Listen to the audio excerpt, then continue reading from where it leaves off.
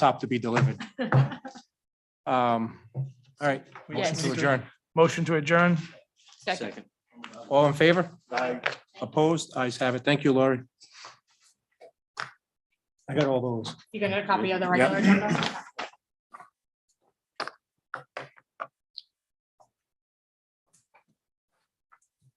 I just got the UGG. Maybe you need to buy her some eggs. Bugs. Was it Just saying. UGH, not UGG? UGH is cheaper, actually. Yeah, I'll deal with that. Let me know when you're ready. On again.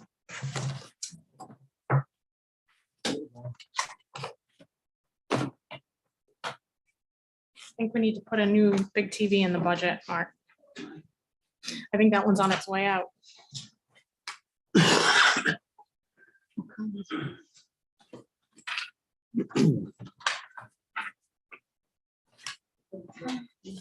Remember which input we had it on last time? HDMI, I'm trying to remember.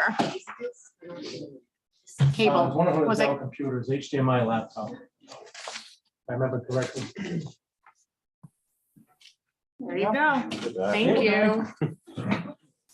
Can't remember his laptop, but he can remember that. All right, let me know when you're ready. Ready whenever you are. Or actually, Tony. We're up in live, so you're good to go. All right. Meeting called to order Tuesday, April 26th. It is now 6:10 PM. Town Council public hearing for fiscal year 23 wastewater treatment facility proposed budget. We're gonna take the prayer and pledge allegiance in the regular meeting. So if you want to take roll call, whoever wants to do roll call. Council President Goslin, Here. Council Vice President Williamson, Here. Councilman Messier, Here. Councilman Lichardi, Here. Councilman Bourget. Here. Participating communities, Town of Coventry, Town of Situate, City of Cranston, City of Warwick, Town of West Greenwich. All commission members are present. Council President.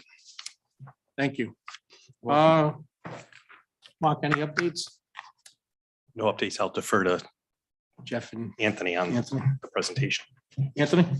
There was one update that the superintendent's going to speak to. We had a reduction in the revenue forecast for fiscal year 23, which I had emailed you about. To make it up on the expense side, we have reduced our capital projects request for next year to balance the budget, to keep it balanced, but the superintendent does have some information to also answer some questions that the council had at the last public hearing. Jeff? All right. So as Tony was mentioning, our revised budget for 2023 is $9,392,058, which is $282,500 less than our original budget request of $9,674,558. And it's a 1% decrease versus our current year approved budget.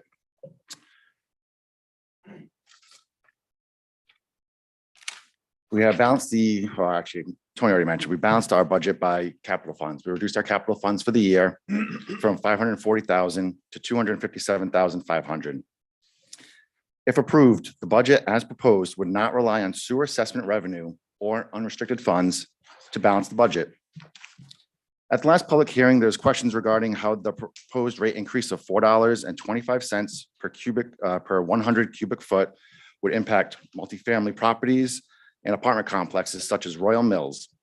We researched Royal Mills, a 6-family unit, a duplex, and a single-family residence. The properties mentioned would see an average net increase of 7.7% of their annual usage bill.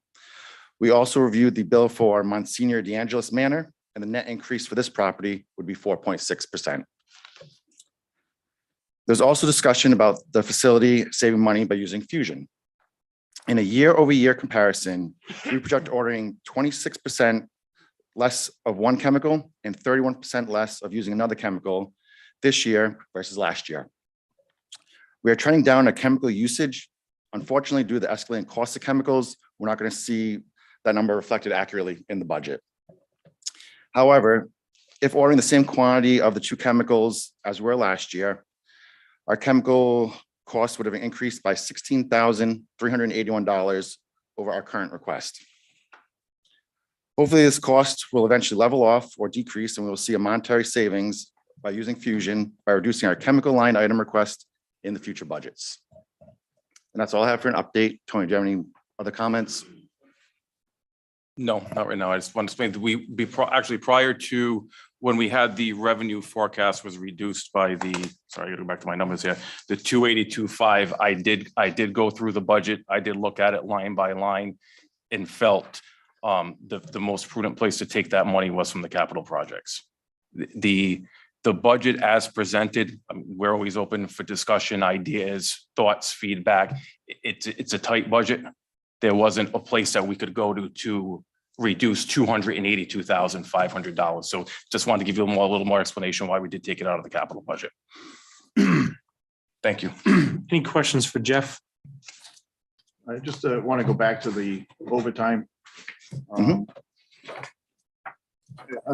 As I re-listened to that portion of the meeting earlier today, and it sounded to me like you're saying that part of the increase of 23's budget is due to overtime in the 22 budget. Because you had said that you were down 4 people last year, then you even brought up the storm in January and how that all added to the overtime costs. Did I hear that correctly? Or because, I mean, again, you're fully staffed now and you're still going up an awful lot in overtime. So just to start, when we were talking about our last meeting, I believe that we mentioned that due to contractual agreements, we do have to pay out a certain amount of overtime just to start the year. So on July 1st, when our budget starts, I feel what the percentage is, Tony. Do you remember? I have an exact number for you, Councilman. When our year starts on July 1, and I'm just painting, bear with me, I'm just painting the picture for you. When we walk into the plant, due to our built-in contractual obligations, we will have spent $62,177 in overtime. That'll be before anybody calls in sick, takes a vacation, takes a personal day. We're required coverage on all holidays. So we have to, on all legal holidays, we have to have somebody there for all 3 shifts. And it's the work schedule of the employees too. So that's just to give you a little more information. That's where we say we're meeting our obligations, our contractual obligations. Okay, no, and I understand Okay. that. But Jeff, you specifically mentioned the January storm of this year as part of the reasons why the budget's going into overtime budget's so high for next year. And that part just confused me. And I don't know. Well, we can't predict the weather, Right. I get that. but I want to make sure we're very transparent about this. That's why I want to be with the council, is that we plan on there's probably going to be some snowstorms. We're going to need some extra bodies to cover the shifts and keep the facility clean. I just want to prepare for it appropriately. Well, and Jeff, going back I went all the way back to what's online for us. And I'm just looking right here. Fiscal year 2020, $107,000 and $107,718 for overtime. That's when you were fully staffed. Weather's the same. Mhm. In fact, 2020 had a very hectic year of snow, if I remember correctly, because I do plow myself. And then I understand COVID hit 2021, 2022. I can see our overtime, but what I'm saying and what I'm seeing is it seems like, and I hate to use this term, but the tail's wagging the dog again. And overtime is getting out of hand. And it's going from 107 to 157 just this year. Mhm. So $50,000. It doesn't sound like much for 1 year, but if you take 5 years of that, that's $250,000. And, that's the question I have is if what happened in 2020, 2019, 2018, 2017, that it was under 110 and we're going up to 150 all of a sudden. And in those contractual agreements, you've always had to have somebody there on holidays. Mhm. Correct? Correct. Nothing's It changed is there. 24 So hour every facility. year on July 1, you walk into $62,000 of overtime because that's just like any department. We need police coverage, we need fire coverage. They already know they need coverage on that. So when I'm seeing that as an excuse, that's every year. It's nothing's changed. Mhm. That when you say contractual agreements, everybody out there thinks, oh, we gave somebody a sweetheart deal. No, that's coverage on holidays in every business. I don't care if you're private or public. You got holidays that you got to cover if you're a utility company or whatever, you gotta cover those holidays, whether it's on call or whatever. I understand that, but again, seeing $50,000 difference in a 3-year span.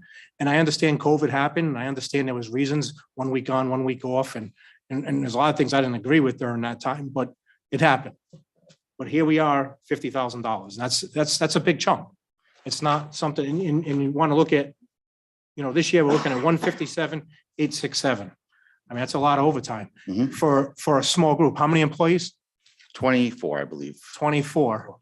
And you're taking that at 100, so everybody's gonna get $5,000 to $6,000 worth of overtime. And I'm just taking that by head count. And I understand there's vacations, I understand there's all that. Okay, but again, why was it 107 in 2020 and 157 this year? Those are the questions, and people are asking. I understand that. I Unfortunately. kind of looked at this with a slight, excuse me, Jeff, No, go for from it. a slightly different perspective. Obviously, when we look at the public safety budgets, and overtime is usually, especially the last few years with shortages and COVID and just bad things that happen, where those are way overspent.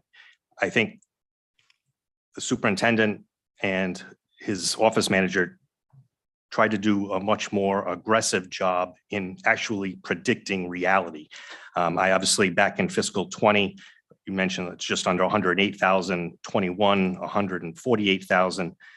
This year, we probably obviously approved it too low for this current year at 110, projected at 157. Hopefully we don't reach that because it's been scaling back the last few weeks that I've watched. Hopefully we continue that it's a much more realistic projection, granted that we've had raises for the employees. So the rates are going up. And when we did the prediction in the previous year, our raise funds were just in the general government account, whatever it's called, for the sewer department. And it wasn't as predictable in a formula format as it is this year. When you have a signed contract for the employees, you can have a much more accurate prediction. So, would I hope that 144,000 ends up being high? Yes, but I think it's realistic and gives them something to actively manage instead of, like in public safety, being behind the 8 ball, knowing you're going to exceed it and just crossing your fingers and hoping for the best.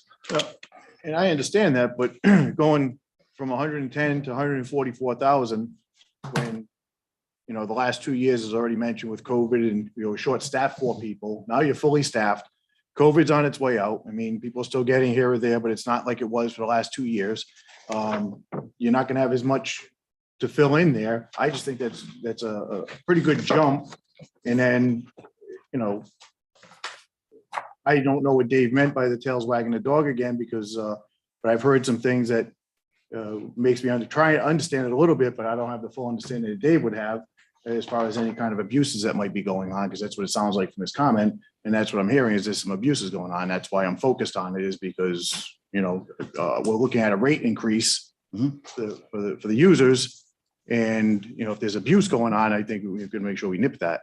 If there's not, then there's not. But I'm just saying it, but you're going from 107 to 110 to 144. Yeah, they get the new, they got a contract and they got some raises, but I don't think the raise is going to equal up to that. Not the. I think that the deficiency was perhaps 110 110 was wrong. was bad on our part last year.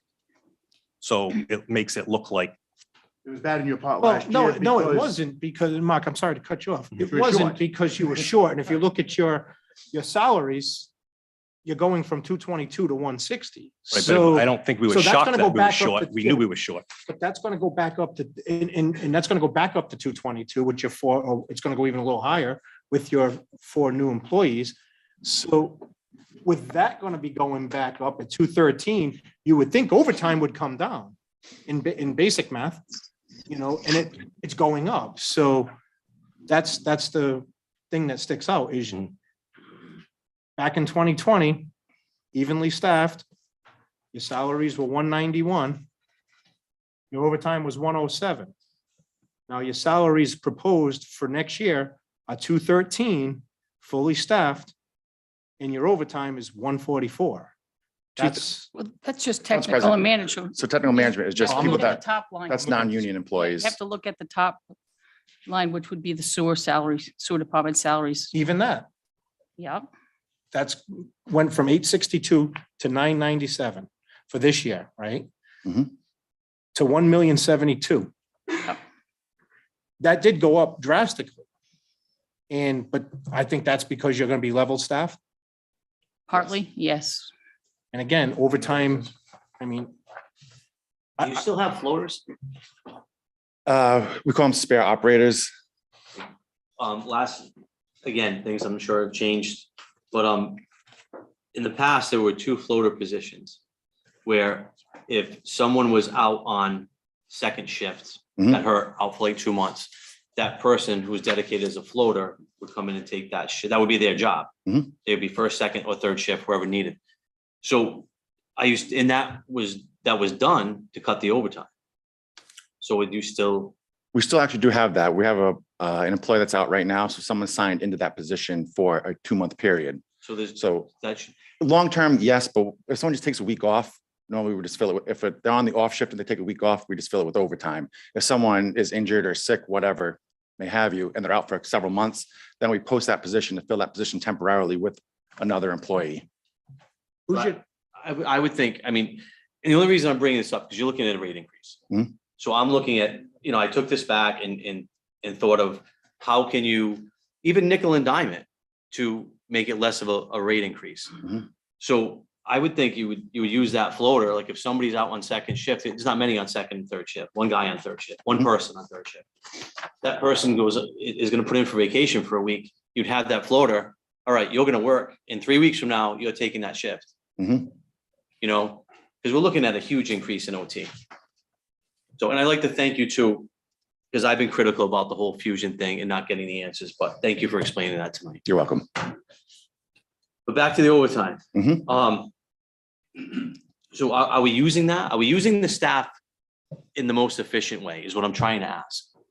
We could be, I don't know if we offer, like I was saying, the 1 week off that people have vacation for. I don't know if contractually with the union, I think we have to post the job for a certain amount of time before that they can be put in that temporary position. So I'm not sure, depending on when they put in for the vacation time, if we'd be able to fill that with another employee without paying overtime, just moving from shift to shift. Right, but that should say it in that job. Have you seen the job description on this yet? On the floater position? I haven't reviewed it recently. All right, so does it say, I mean, what does it say? Because what I always thought was you just put that person, that's what their job is. And I'm not trying to, if somebody, there's overtime available and somebody takes it, they should take it. But if we're just creating overtime shifts just to create overtime shifts, I don't think that's right. So I would agree. If overtime is available, it's not available. If it's necessary is what it should be, and that needs to be managed. And that would be the task of the superintendent and the assistant superintendent with the oversight of the town manager. So it's not, I don't believe, and Jason, based on the last 3 years or 3 years before this last year, there were some concerns about what was happening there with overtime. There's no doubt about it. And we did see that. This 144,000, I believe, is probably maybe a little conservative. I believe we should be conservative. To put a number in there for the sake of putting a number and then just next year saying, you know what, we didn't meet it. They've researched it, they've looked at it, they've come up with a number. Might be a little conservative. I'd rather err on that side than being short on our budget. But it does not give them, this isn't let's spend $144,000 in overtime. That's what we think based on our historical, it will be. I would expect and would challenge Jeff and his team to make sure that it comes in under that. And I think that is something that, again, for the first time, we're sitting here since I've been on the council, having a full staff, having a superintendent in place, an assistant superintendent in place, an office manager in place to work together. Because as I came on, that was all sort of in a state of flux, and it has been. And I think that has contributed to some of the issues down there. I'm hoping that as we go forward, again, I think Tony and Jeff and Jim and Mark spent a lot of time thoughtfully putting this together. So again, it's not a license to spend $144,000. And I would expect actually that, given some unforeseen circumstances, that you might come in under that. So, That is our plan, and our hope is to not use the $144,000. But as we say, and I'm sorry, I don't. Sorry, to not just keep repeating, so I apologize, but that it is, we did feel it was a realistic number, and that is what the superintendent and I are trying to do with you, is give you, like we spoke about the last meeting, Councilman, the good, the bad, everything, give you a clear picture of what we think a realistic budget would be for the plan. I think the number's too high going off the 2020 numbers with fully staffed. But I mean, again, it's not like it's a huge number. It's not going to make a difference in the capital money that you just canceled out, but it's just something that when I see big numbers, differences, I'm going to bring it up because that's what we're supposed to do and make sure everybody's fully vetted on everything. So. Absolutely, I agree with you. I have another question, and I keep beating this horse, and I know I am. I've done it for 3 years. The admin fees. Gotten a narrative of what they are. It's $361,000 going to a bunch of different people who are doing different tasks for your department. I'm still not making sense of everything that everybody does. Is there any way that you could take some of that money, some of those tasks, to eliminate some of that money that's going out to another agency? It's difficult to say because we start taking other tasks. We might have to see about hiring additional staff on our end to cover multiple positions.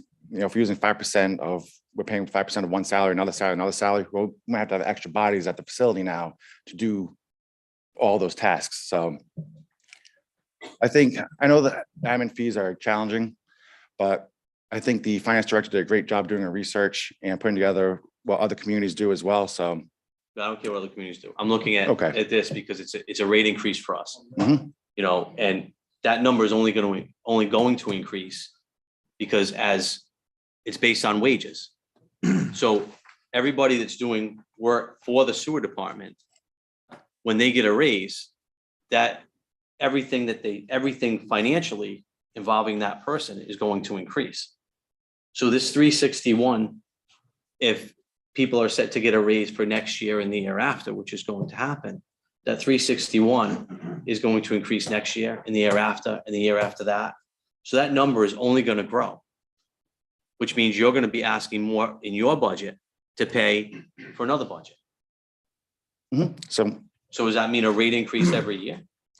no, I don't believe so, but So I know you and I have gone back and forth on the admin fees, and, you know, this is where I kind of disagree, because they're paying the town hall, when I say town hall, as the tax collectors doing a lot of the work for them and everything else. So that money is coming into our budget as, just like most businesses, it's obviously it's an accountant thing, right? So that 361, let's just say we gave all that 361 and moved it zero. It's going to come out of our budget is a $361,000 revenue reduction. So on our end, we have to figure out to get 361,000. And I think we get more, but I think we get, I think we get more sewer taxpayers than we do taxpayers in general. And meaning because you tax and revenue is generated by unit, by apartment, by, and again, and don't get this confused with business units and residential units, because we have more residential units than we do actual taxpayers. So, I think it's a little less costly to the taxpayer on the sewer side than what it is on the taxpayer side, on our revenue side. So that's why I kind of disagree with you on that, but, and I know we don't see eye to eye on We that. don't, No, we don't, and that's okay. Yeah. It's all right. So we have these discussions. Just to go back to the overtime for 1 minute, if I may. So in fiscal year 2020, the overtime as a percentage of the salaries, again, sewer department salaries, top line, was 12.5%. The projected in this budget is 13.4. That's less than 1% increase. Actually, for year end, or the projection for year end, 6/30/2022 is actually 15.8%. So it is a reduction percentage wise based on salaries that they are budgeting for. So the numbers, the absolute numbers are going up, but the absolute salaries are going up too. So that makes sense. Again, 2020, it was 12.5. The proposed budget is 13.4. This projection for the end of the year is 15.8.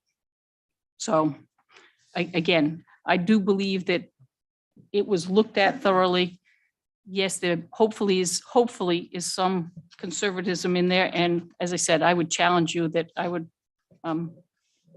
like to see that number come in under 144, but it's realistic to put it there on a conservative nature as you prepare a budget. So. And we can work towards that goal. I just have one more question, Jeff. Yes. And it's about, again, it's all related to overtime. Thinking of ways to cut it down. Do you? So you're at the plant tonight. Somebody's at the plant tonight. Yes. They have an issue. They have a question, concern, whatever it is. Are they calling you? No, they're calling the chief of operations. In their contract, it's stated that they handle remedial, they handle the first call in the chain of command. Okay. Is there a charge for that call? Yes, there is a 1 hour charge for that call. Okay. Whether they are on the phone for 10 seconds or, Correct. so every call that's made is a charge. Within that 1 hour period, Okay. no. Outside that 1 hour period, yes. So if you call, 6 o'clock, that's 1 hour. You call it 9 o'clock, well, that's gonna be another hour. So it'll be 2 hours for that evening. Right. Okay. All right. How come, I know, again, I'm going back to the past, but it's recent past, where if there was a call from second or third shift to avoid this, it would go to the most knowledgeable people, which would be the assistant superintendent, which I know we don't have. And then if that were the case and we didn't have it, they weren't here, they're on vacation, that will go to the superintendent Mhm. to make that call. And that would avoid, all right, you can handle the issue. We don't have to worry about overtime. It's all done. Because we did take a look at that, Yeah. and based upon the contract, the chief of operations should be receiving that phone call first before going to the next chain of command as the assistant or the superintendent. Not to get into the nitty gritty, but we did look into that. It resulted in a grievance with a filing for arbitration. There's a note to address it in the future. Okay. Thank you. You're welcome. Any other questions for Jeff? This is a public hearing. Any public comment?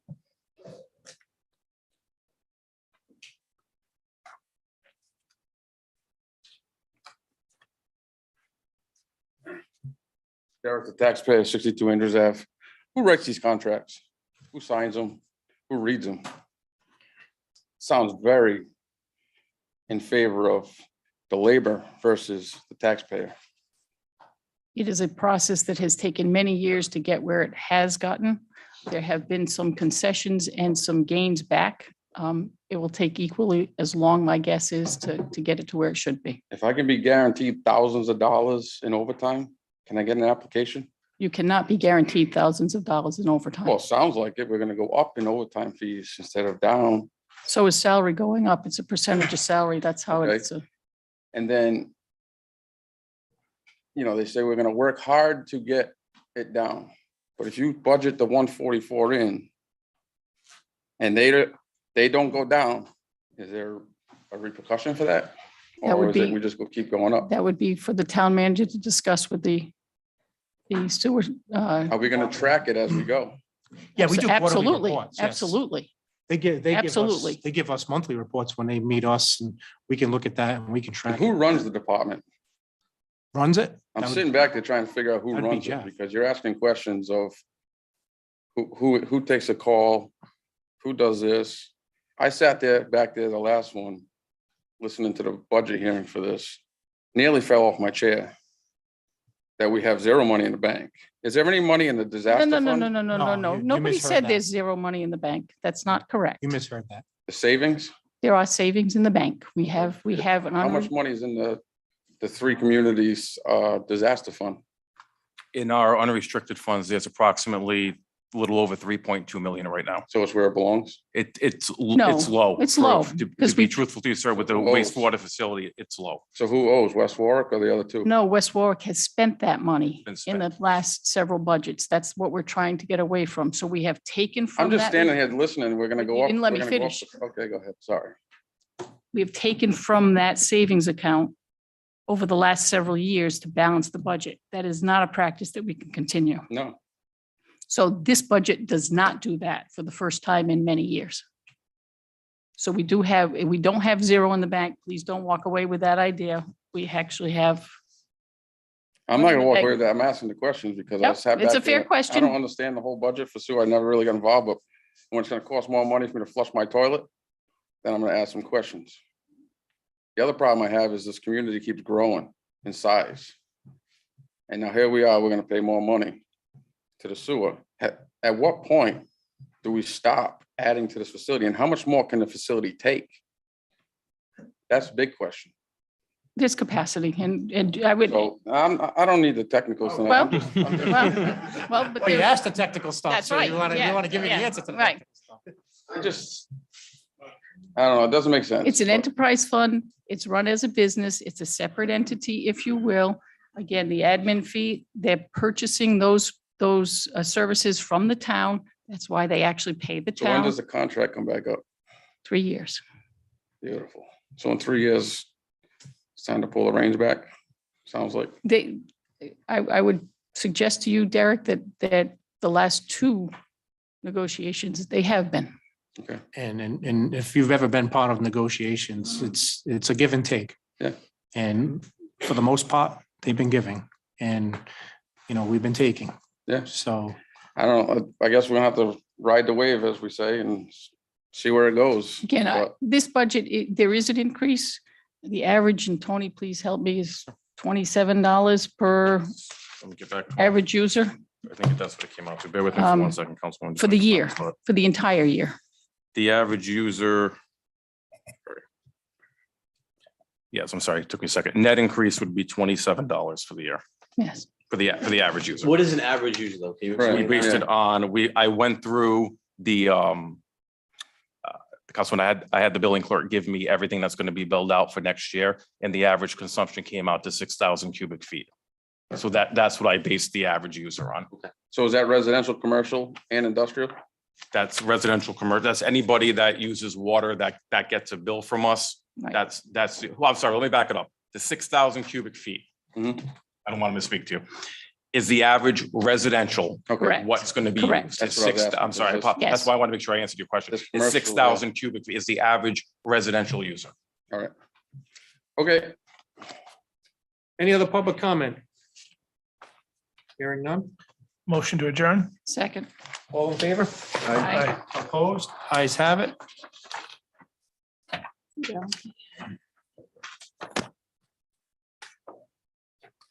Yeah, yes, thank you.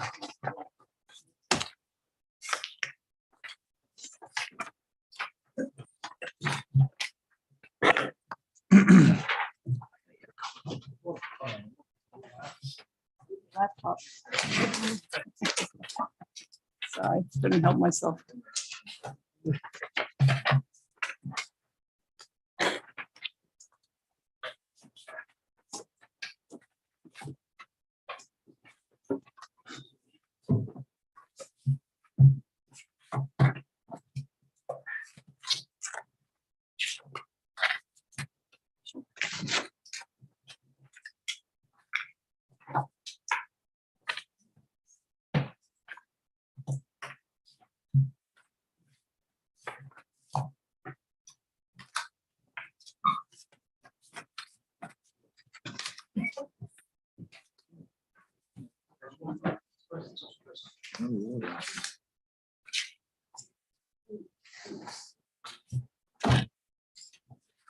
If they're taking a minute, I'm gonna wanna, my minutes I forwarded to myself didn't come through, so I'm like, I can't type that.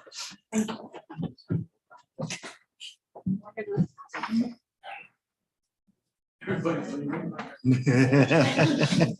Meeting's adjourned. See you later. Back in 10.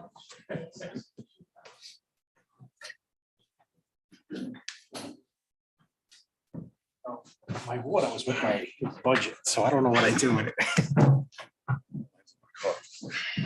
I think Jay Where'd took you get that? the refrigerator. Goes in a case. The next one. Maybe next week. Yeah. For some reason, I thought I saw it in there tonight. All right.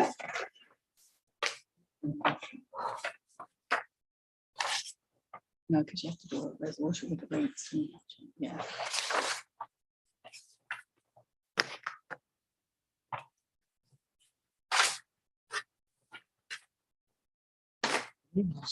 I think so.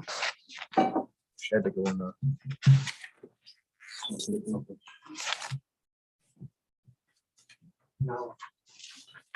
Yes.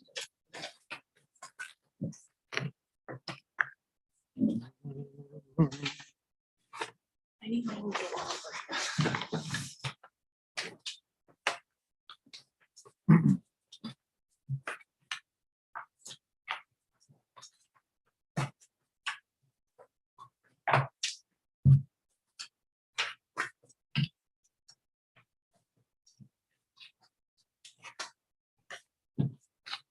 I had 20/20 vision when I started this.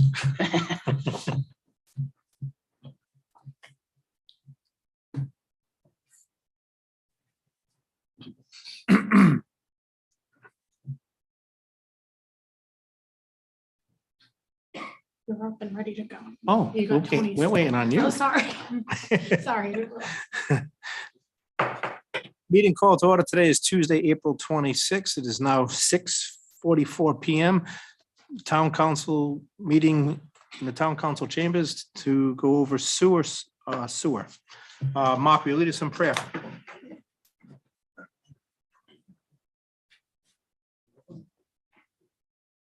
Father, we're grateful that we have the ability to meet together as a community and make decisions to move this town forward. We pray that you be with us as we make these decisions and help everything to be done according to the laws of the land and according to your will. It's in Jesus' name we pray. Amen. Amen. Jay, will you lead us in the pledge of allegiance? That's right. Pledge allegiance to the flag of the United States of America, and to the republic for which it stands, one nation, under God, indivisible, with liberty and justice for all.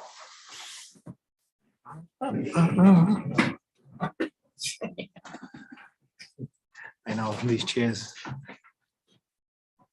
Roll call. Council President Goslin. Here. Council Vice President Williamson. Here. Councilman Messier. Here. Councilman Licciardi. Here. Councilman Bourget. Here. Participating communities, Town of Coventry, Town of Situate, City of Cranston, City of Warwick, Town of West Greenwich.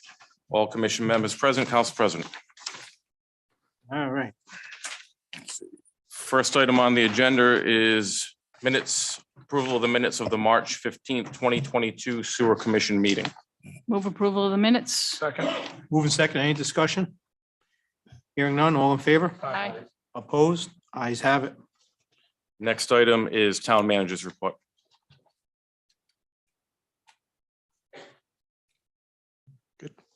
Mark? Good evening. I have 3 items to update you all on. 2 of them are exciting and 1 not so much. The first is addition to our management team. After months of attempting to fill the vacant position on our management team, we have worked diligently with the renowned Department of Environmental Management to set up our facility for success. We're pleased to announce that we have given a conditional offer of employment to Joshua Hoke of West Warwick. He comes from will be coming from Narragansett Bay Commission with operations, process monitoring, and supervisory experience. He's on target to receive his grade 4 license this summer and has received a conditional approval to work as our operations and maintenance manager starting on May 9th. He will be learning about our facility, our personnel and procedures, assume responsibility for our inventory project, and will be well prepared to assume the assistant superintendent position upon attaining the required license. We wish him much success and welcome him to our team within the next 2 weeks. That's the first one. The second one is an update on our inventory project. Several weeks ago, I received a 15-page packet from our superintendent that contained the inventory assessment from throughout the plant. The operations and maintenance supervisors worked with the superintendent to assemble an up-to-date list of materials on hand and their respective current storage location. The team continues to centralize our storage capacity, and our new manager will be leading this project to fruition by computerizing the inventory to include par levels. And finally, the least exciting of the group, I am proposing to suspend the use of the sewer subcommittee in exchange for using a management team meeting. According to a few people who have been around for decades, the sewer subcommittee was informally established, I believe, in the early 90s to work on a financial issue between the town and the wastewater plant. We could find no supporting documents that created this panel, nor are there any bylaws. This panel continues to meet to discuss ongoing issues, vet purchasing and project proposals, and work as a team to formulate revenue and expense reports and budgets for consideration by the town council acting as the sewer commission. The panel does not have any voting power outside of typical management responsibilities. Based on these facts, I believe that the current practice is unnecessary and would be better served by holding periodic management team meetings as needed to promote safe and efficient operations, better fiscal stewardship, and preparation for items to be considered by the sewer commission. In lieu of having something like that scheduled once a month, I think it's more appropriate that we do them more frequently and obviously and open them up to whoever's interested to attend. That is my report. Any questions for Mark? This facility management meetings, is that still going to include a council person or persons? Yes. So it would essentially be the same. It would just be more informal, not require all the Secretary of State items that we've been doing all along. We'd still have an internal agenda. It would still be shared. We'd still take minutes and notes. It essentially just relieves us of open meetings requirements because it's more of a management function as we don't vote on anything other than typical management practices. So you wouldn't have to post the meetings at all? Correct. Would not affect this operation in any Not at all. sense. It would just be more efficient to do it that way and would promote, in my opinion, more often. So if it doesn't have to be posted, how does the public know or anybody know when the meetings are actually happening? That's saying it's not a public meeting. It's a management meeting. Right, but right now it's public, right? People can go? It's posted. I don't know when anyone's, Well, I'm just saying. but Attended. I'm just looking for clarifications. Right now it's public and anybody can go, but if with the change, it won't be public. essentially, yes. It becomes not unlike the town manager meeting with the tax assessor and collector or solicitor or any other department within the town, DPW. And I know I shouldn't say I know, I'm pretty sure you have weekly meetings with. Right. Weekly with the primary departments, bi-weekly with others. And again, this one's being an enterprise fund and being a high priority necessary operation. I definitely support at least one council person, preferably two, to continue to help with that oversight. And that's why, to me, it should stay as an open, because, I mean, you're inviting council members in where all your other meetings, none of us go to.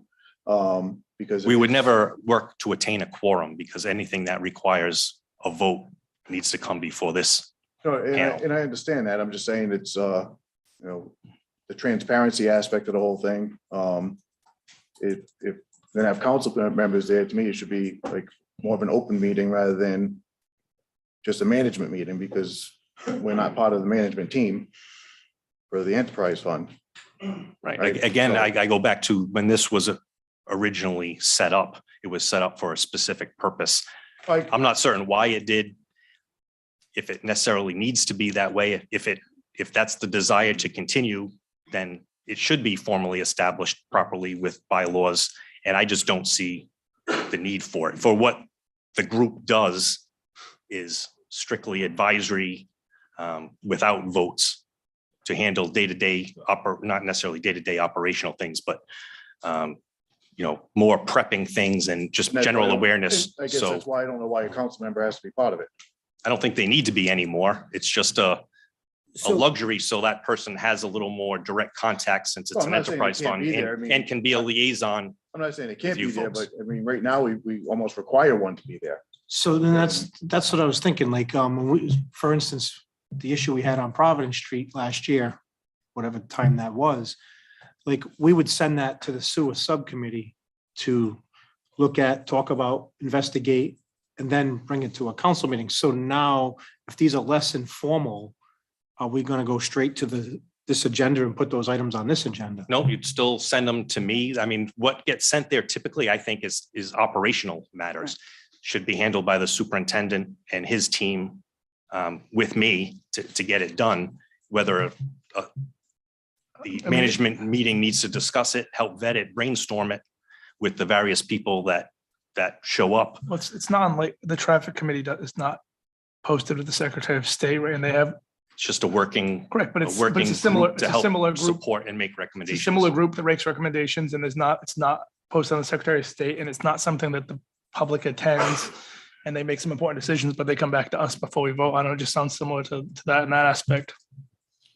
I would say that's a very good analogy, The only actually. difference is though, when you're dealing with West Warwick traffic, with the sewer department, you're dealing with other cities and towns. Yeah, okay. I mean, And they're invited here where votes can happen. And it's usually public hearings where input is expected and welcomed. These 4 or 5 other communities come to the subcommittee meetings now? The town manager of Coventry comes and he would always be On occasion. to be welcome if he had questions. He's just trying to learn about our process since he's relatively new to the state. And I But he's think also a sewer guy, right? that is his background Yeah. and Yeah. they have a strong desire to do some sewer improvements in the town of Coventry in the coming years. I mean, they'd still be invited, obviously, to those meetings, correct? So, Sounds like you just changed the name and not having to publicize the meeting. That's Essentially it. Makes the administration of it more efficient. And anybody who has a problem can come to these meetings Absolutely. during public comment, or we can put something on the agenda for them. So that doesn't change at Correct, all. or any information that you folks get, an issue, something that needs to be tackled can come directly to the superintendent, myself, and it'll be addressed in a timely manner and, report back. So this is something that you are doing. You're not like considering it something that as of tonight is done. We're still meeting. I mean, Right, I know, but I'm just saying, but it's not. we meet the first Thursday of the month. We're still gonna meet at the least the first Thursday of the month. I It's not gonna be a propose even sewer more. subcommission meeting anymore as of tonight. After tonight, the next meeting on Cinco de Mayo would be a management meeting. Is this going to increase the admin fees? I hope not. I knew that was coming.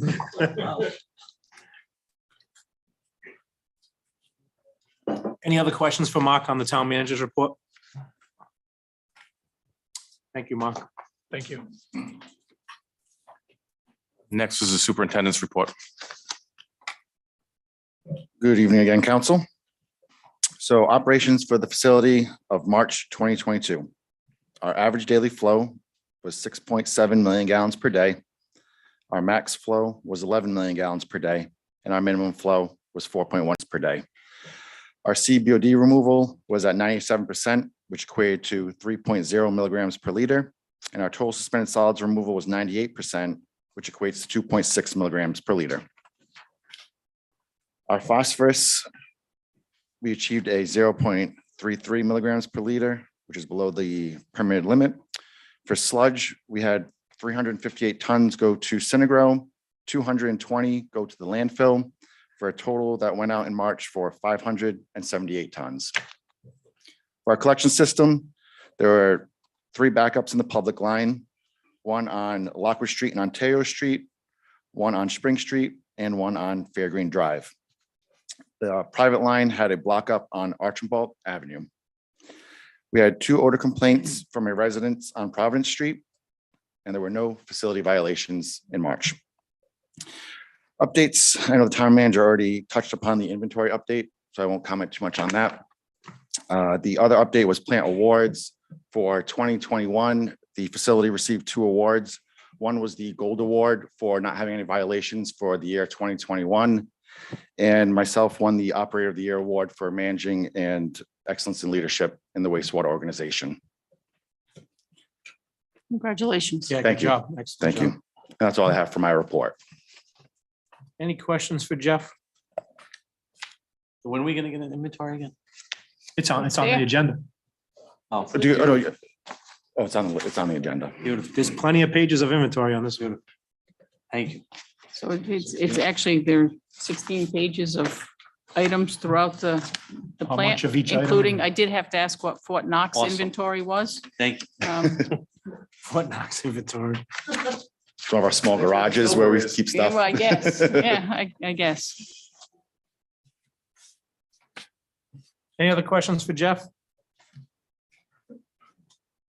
Thank you, Jeff. Thank you, Council. Thank you. Next is the industrial pretreatment program report. Good evening. The Industrial pretreatment for the month of March. The program updated the local limits monitoring plan. This is a plan that's required by DEM every several years. And what this does is it allows us to sample outside of the collection system, within the collection system for residential. It helps us establish what is in your ordinance for limits for metals and other toxics within the system. So that has been submitted and approved by DEM. With regards to this significant industrial users, Naramco submitted their self-monitoring report and all permit limits were in compliance. Just to inform you that the drive-it system, which it was located on Energy Way in West Warwick, will no longer be part of the industrial complex, industrial pretreatment program. They are closing their facility at that location. With regards to the private lines, the Marketplace Center, Aquisa Corners, and East Greenwich Square, all those lines were clean and found to be in good condition. The program did have a Zoom meeting with the engineer for 1600 Division Street. Purpose of this meeting was to go over the O&M manuals. It's a private line, and we want to make sure that their operations and maintenance manual complies with our requirements. So we're working towards that with a new tenant coming into that complex.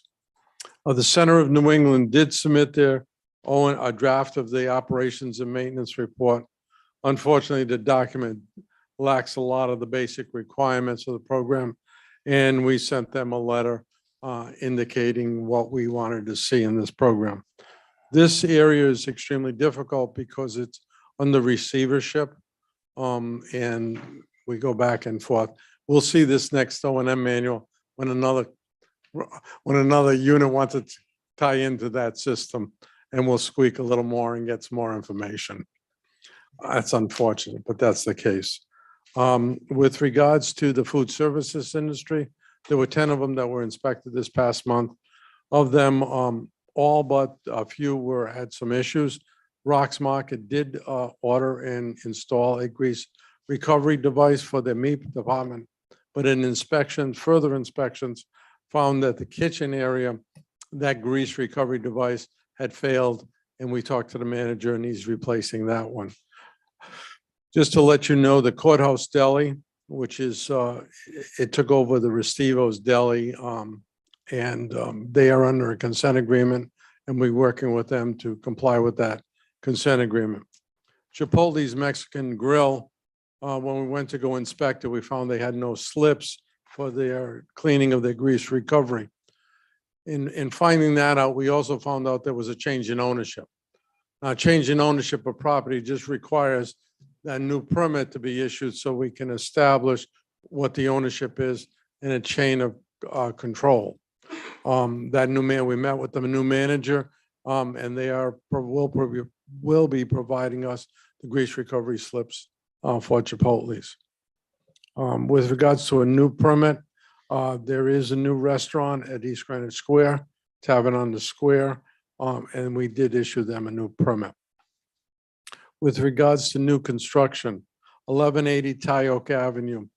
This is a location which was Mike's Tree Service is located there.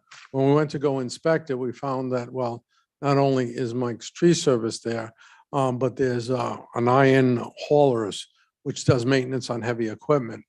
That requires another permit. So we met with the town of Coventry and met with the owners and trying to work through getting another permit for this industry because handling equipment like that may need grease recovery devices, et cetera.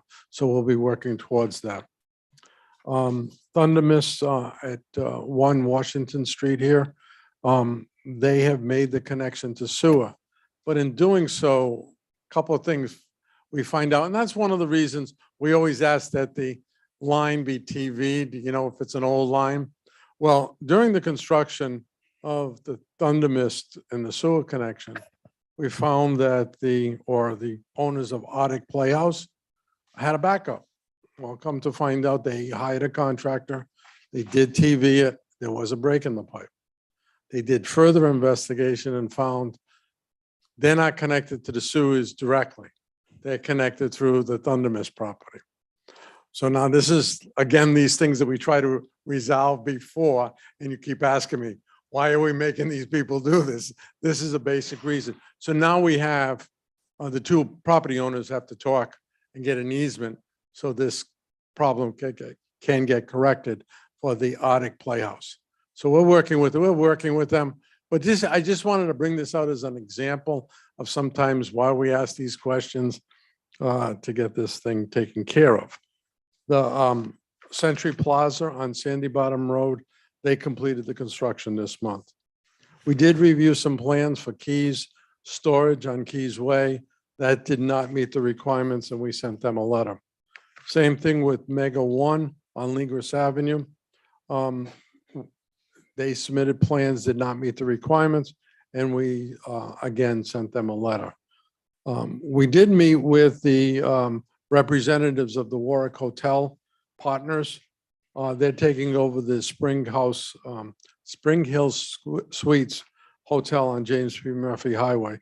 And we wanted to work with them to transition from one ownership to the other and the requirements of the program. So that's going along nicely, and we're revising the permit to accommodate the new owners.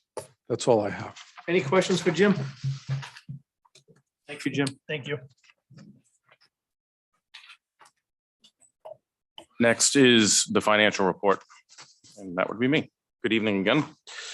The year-to-date operating and debt expenses for fiscal year 2022 as of March 31st totaled $6,895,025, which is 73% of the annual budget. Fiscal 2022 sewer usage collections through March 31st totaled $5,615,721, which is 87% of the total billed.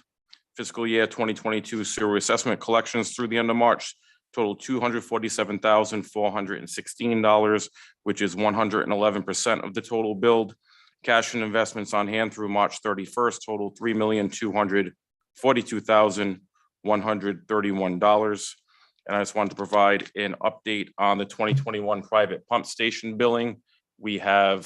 We're down to two left that have not paid. I have been in contact with both of them, and they are sending payment in. So we will be up to date once we get those two checks in.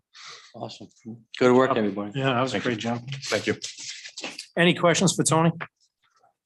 Thank you, Tony. You're welcome. Thank you. You're welcome. Next item is resolution for opera-related projects. SC 22-13. Move approval of the resolution. Second. Moving second, any discussion? Hearing none, all in favor? Aye. Opposed? Ayes have it. Next item is, I never say this right, I'm sorry, Sinagro 3-year contract resolution SC 22-14. Move approval of the resolution. Second. Moving second, discussion. Jeff, you want to just give us an update on this? Sure. So sludge removal is big for us, and we had to renew our contract with Synagro. They're basically the only game in town, and their prices went up about 10% for the year. So that's all we're looking at. Just not much we can do about it.